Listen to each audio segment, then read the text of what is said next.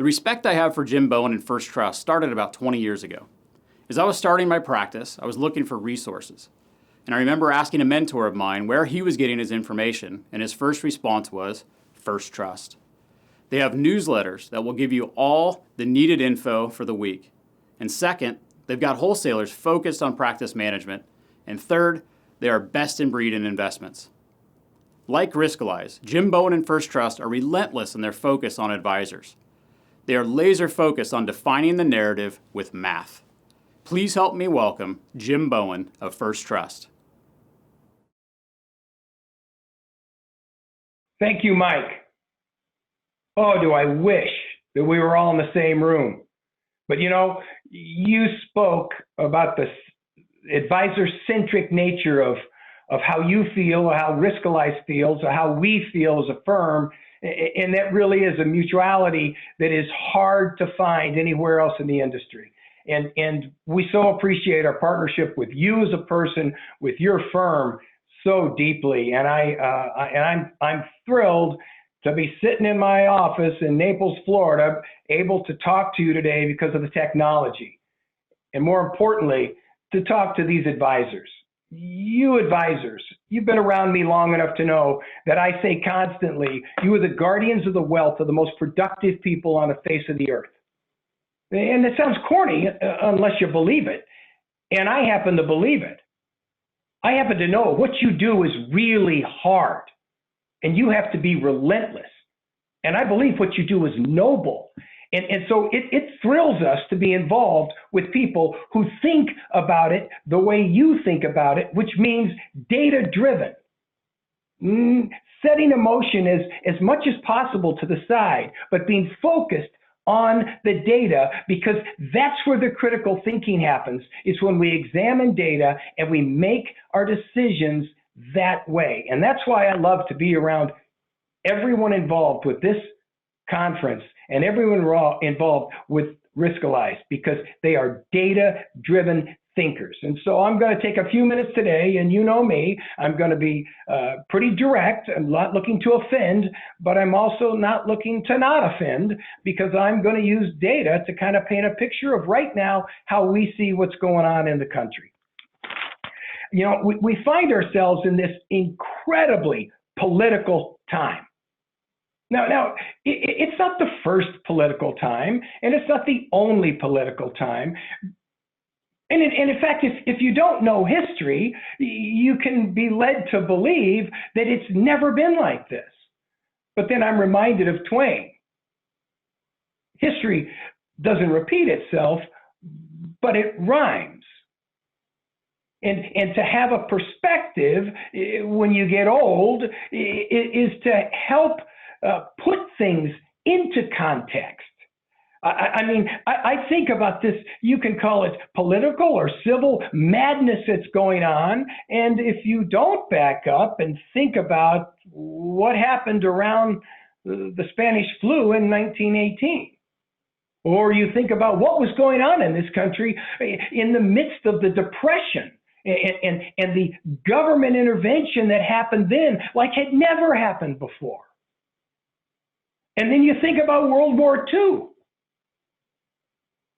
Then you jump all the way to Vietnam, and not just the protests on the campus, but a bit like how the protests morphed and then at times were overtaken by violence due to racial strife then. And we think of the riots that occurred in 68, 69, and 70, and the shooting of kids on the campus of Kent State.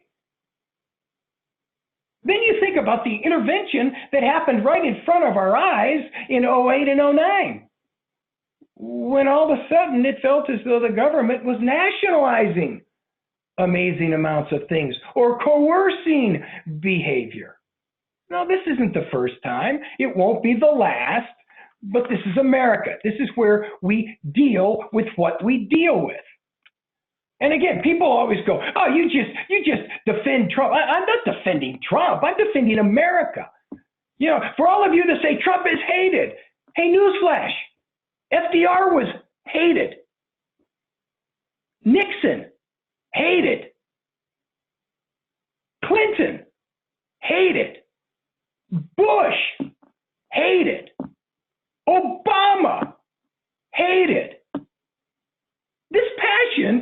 new.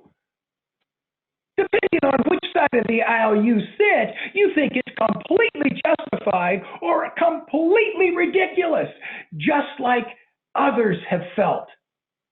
And yes, does it seem it's at a higher level? Well, it seems it's at a higher level because now it is turbocharged by social media. It is like laser focused by social media. And we can all be honest, not the level of investigative reporting that certainly happened in previous years. And then you start absolutely stirring in the politicalization of a pandemic. A pandemic. It is not a hoax. There is a pandemic. But as I will try and show through data, this is not the Black Plague. Andy, we can lose our way. It's kind of interesting. I think about the numbers themselves. I stare at the underlying numbers, and they're staggering to me. Now, what do I mean? I want to show you a first slide, okay? I want to show you this one. And this slide is COVID deaths by age and share of the population. All right, let's back up one step. Let's not lose perspective. Let's remember that any death is tragic. And I am not going to sit around here today and have you say, oh, Jim's celebrating. I am not celebrating death. I am celebrating the perseverance of life, specifically the perseverance of life in the United States. I'm not discounting other countries, but I'm saying this is our country, and this is the one that we passionately care about. And as of yesterday night, there have been 162,804 deaths due to the COVID virus. 162,804 deaths.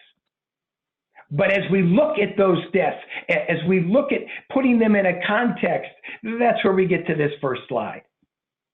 Don't you find it fascinating, absolutely fascinating, that in the United States, that approximately 70% of the country is 55 years of age, and yet the percent of COVID deaths of the country is 92 or 90% of COVID deaths have occurred in people 55 and over. So let's move to the next slide because that's even worse. 2% of this country is 85 years old and over. 2%. And 33% of the death due to the COVID virus has happened in this population of 85 and over. Those are stunning numbers. This is knowable. We know that 90 to 95% of the COVID deaths occur due to underlying conditions in any age group. And then we look and see that of all the deaths, a third of it has happened in 85 and over, of which is only 2% of the United States. It's astounding when you begin to look at the real data. I want you to look at causes versus deaths in the highest case states. Because we hear over and over, which governor is doing well, which governor's not. We hear people picking on the red governors, people picking on the blue governors. I like to look at the data.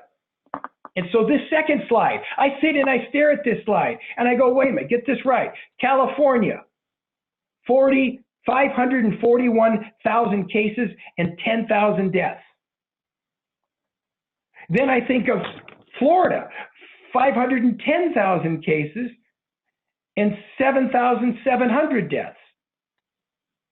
And then I go to New York, 448,000 cases and 32,000 deaths. 32.8 thousand deaths in New York. You know, the center of media in this country. You mean to tell me that the New Yorkers are enduring that level of death? And we all know the answer to that is yes, but every now and then we have to back up and realize no wonder they feel under attack. Let's look at the third slide. Let's look at COVID deaths versus population. And let's take that tight cluster of New England, or of New York, Connecticut, New Jersey, those three states.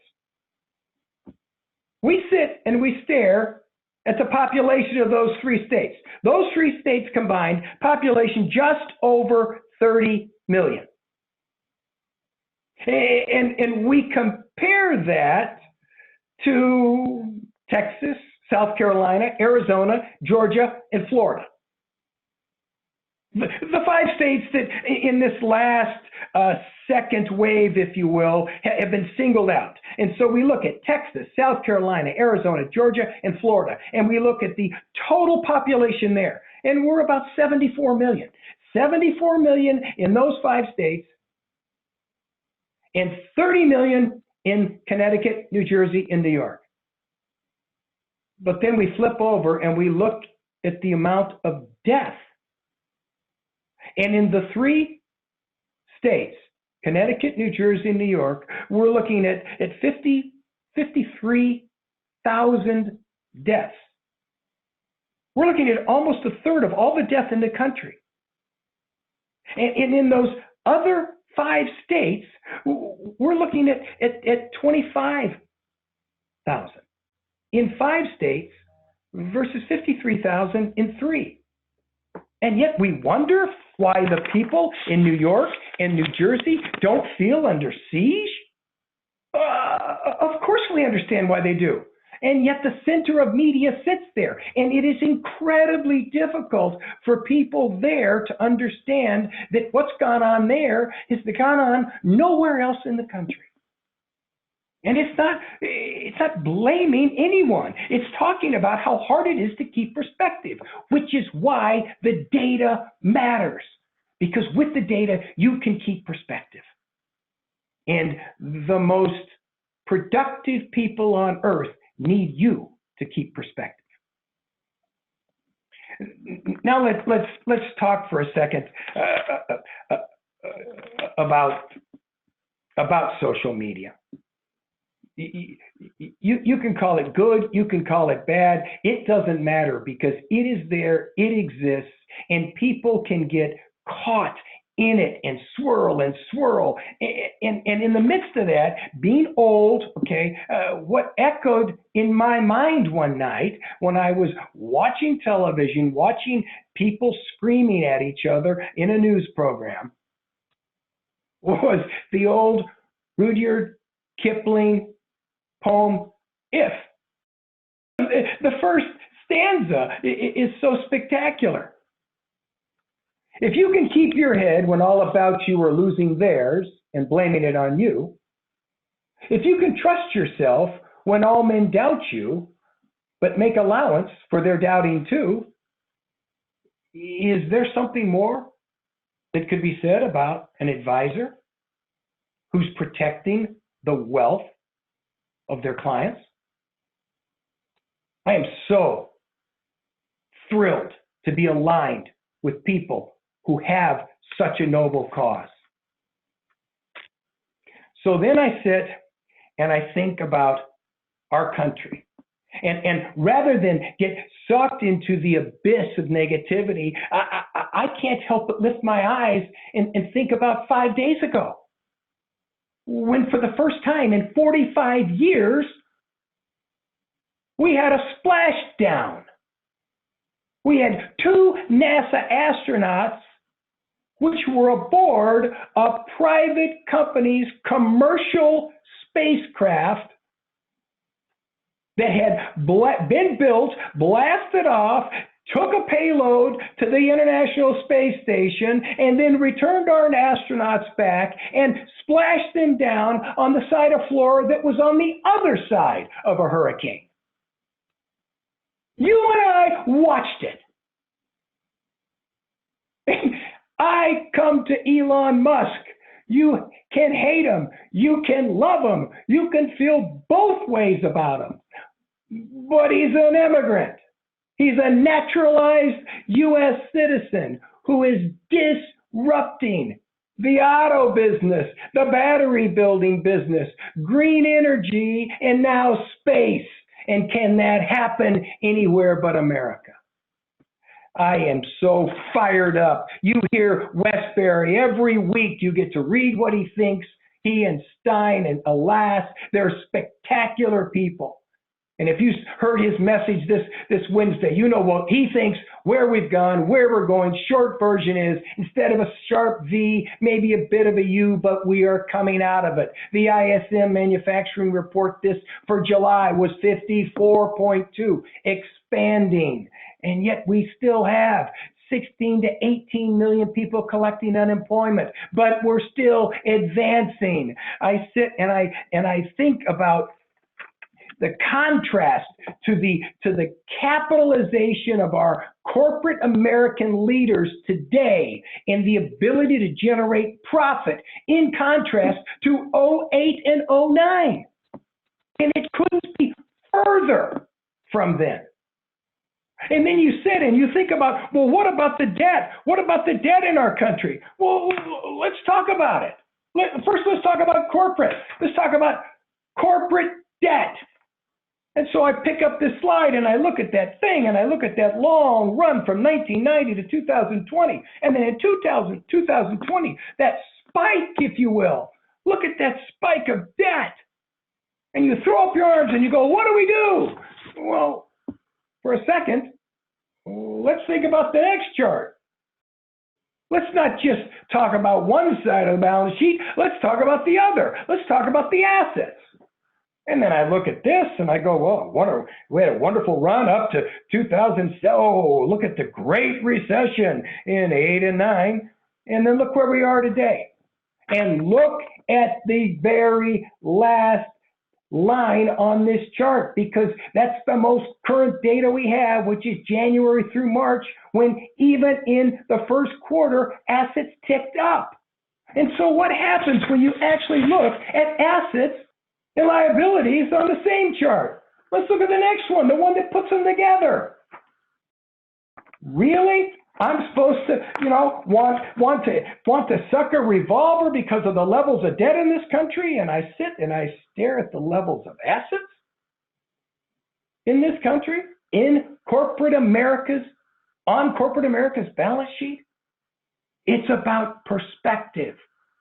It is unbelievable what is going on if you have eyes to see and are willing to not be run by the mob. Then I start thinking about the fact that we do have U.S. debt that's being ladled on in manners that none of us ever believed would happen. And then I have to actually acknowledge that we have interest rates at levels that none of us ever believed would happen. And it is this conundrum of low rates and additional debt, and depends on which side of the aisle you're on as to whether this is going to end in disaster or the ultimate bailout that will be taken care of over time. Well, then I kind of default to our guy, Bob Stein, Westbury's right hand, and how Bob has kind of got me to really honestly engage with reality. And so I look at this chart. I look at the cost of servicing the debt. And I think, isn't it fascinating that our current cost of debt, the current debt, the average cost we paid before this most recent stimulus, and by that I mean the stimulus that happened from April on, previous to April, the cost of our debt on this country, averaged out, was 2.4%. 2.4%. All the blended debt, that's what we've been paying.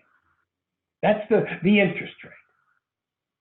And on all the debt, the trillions that we have put on since this pandemic started, In other words, the stimulus, the triple Ps, all of those programs, all of that debt has been at what cost? At 0.2%,